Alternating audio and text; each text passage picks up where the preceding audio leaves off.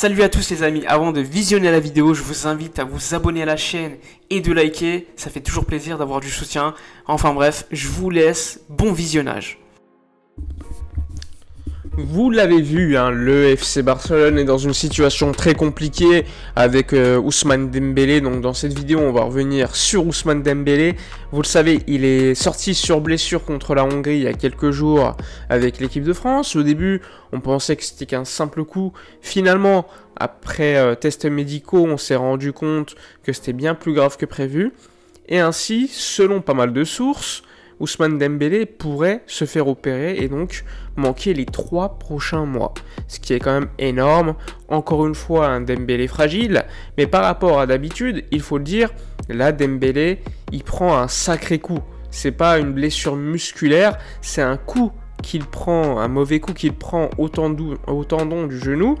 Et là, on peut rien y faire. Ok, peut-être qu'il aurait pu être un peu plus fort, un peu plus solide. Mais quand tu te prends un tel coup, c'est pas illogique de se blesser. Donc, à mon avis, il ne faut pas mettre cette blessure, contrairement à bien d'autres, sur le fait que Dembélé, par exemple, avait une mauvaise hygiène de vie. Là, c'est pas le cas pour moi. Donc, pour en revenir à Ousmane Dembélé, évidemment, vous le savez, il y a sa situation contractuelle qui est très importante. Il lui reste 1 an de contrat. Il a été payé très très cher. Il a un gros salaire, hein, je le rappelle, 12 millions d'euros net annuel, donc c'est pas donné, et vu ce qu'il a prouvé quand même depuis son arrivée, on peut dire que c'est quand même un petit flop, même un gros flop, parce que Ousmane Dembélé, il a été payé pour remplacer Neymar, même si on peut dire tout ce qu'on veut, il a été payé pour avoir un rôle, il a été payé 140 millions, 12 millions d'euros net par an, et franchement, depuis qu'il est arrivé, il a peut-être fait quelques bons matchs, mais on attend beaucoup plus d'une recrue qui a été payée aussi cher. Maintenant qu'on a dit ça, vous le savez, une décision devrait être prise. Depuis de longs mois, Joan Laporta dit souvent qu'il est favorable à une prolongation de contrat d'Ousmane Dembélé. Il y a pas mal de rumeurs qui expliquaient que Dembélé pouvait finalement partir libre en 2022 pour signer et avoir un gros salaire ailleurs, notamment à la Juve, et que Laporta, par exemple, lui, disait que si Dembélé ne veut pas prolonger, eh bien il serait vendu cet été. Aujourd'hui, la situation elle a changé. Dembélé, il est blessé. Dembélé, il est quand même très connu pour être fragile. Donc quel club va payer pour Dembélé, à part peut-être un échange? Et encore, qui va payer et offrir un gros salaire au Ousmane Dembélé? Pour moi, on va faire face à un scénario assez simple. C'est-à-dire que, selon Fernando Polo, journaliste de Mundo Deportivo, déjà avant sa blessure, Dembélé était quand même plutôt ouvert à une prolongation de contrat. Mais avec cette blessure, eh bien la prolongation de contrat, elle pourrait être encore plus valable que jamais. Parce que qui va payer Ousmane Dembélé, comme je vous l'ai dit, et pourquoi Dembélé attendrait 1 an de plus, sachant que ça va être très compliqué de lui offrir un gros salaire alors que le mec se blesse souvent. Donc pour moi, on retrouve une position de force dans ce scénario, parce que avant c'était un peu Dembélé qui avait le pouvoir et pouvait quand même choisir n'importe quel club et attendre 2022 pour partir libre. Là, à mon avis, la donne a changé. Tous les clubs savent quand même que Dembélé est fragile, même si c'était déjà le cas, mais encore plus que jamais. Et surtout, eh bien, à voir si Ousmane Dembélé va accepter de baisser son salaire à la demande de Joan Laporta. Une prolongation de contrat, d'accord, mais à quel prix? À un bas salaire.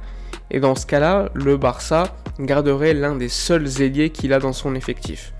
Mais attention, Ousmane Dembélé, on le sait, il a un agent qui est quand même connu pour être assez sulfureux. Ça ne m'étonnerait pas qu'il refuse la prolongation de contrat.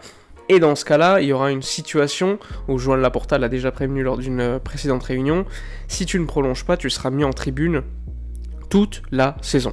Donc le Barça, d'une certaine manière, montrerait une certaine dureté en cas de refus de la part de Dembélé. Maintenant qu'on est revenu sur la situation contractuelle, parlons du ras-le-bol qu'il y a autour de ce joueur, des supporters notamment.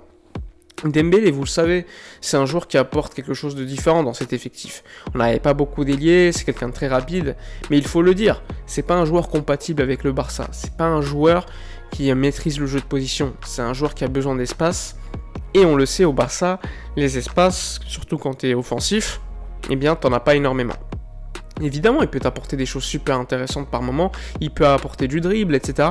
Mais on le sait, c'est pas non plus quelqu'un qui va prendre la profondeur. C'est quelqu'un qui va prendre le ballon, qui l'attend dans les pieds et qui ensuite pourrait faire la différence. Et c'est un joueur qui est un peu bordélique au niveau tactique. Même s'il a beaucoup progressé au niveau de ses replis défensifs, parlons également de son efficacité devant les buts. Dembélé, c'est pas un joueur très efficace, même si par moment on se disait, bon bah Dembélé, assez souvent il stat, soit des passes D, soit des buts. Or, on se rend compte quand même que cette saison, il me semble que c'est que 6 buts en Liga, ce qui est beaucoup trop maigre pour un joueur comme Dembélé qui a été payé aussi cher.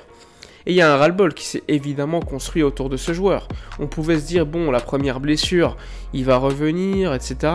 La deuxième blessure, on a laissé le bénéfice du doute. Mais à partir d'un moment donné, on ne peut pas non plus à chaque fois défendre Ousmane Dembélé, même si je le rappelle, sur cette dernière blessure, il n'est peut-être pas forcément responsable. Mais à la fin, il est blessé, ça ne change pas. Et le Barça qui aurait pu donc le vendre se retrouve dans une situation où il va le garder et vraisemblablement le prolonger.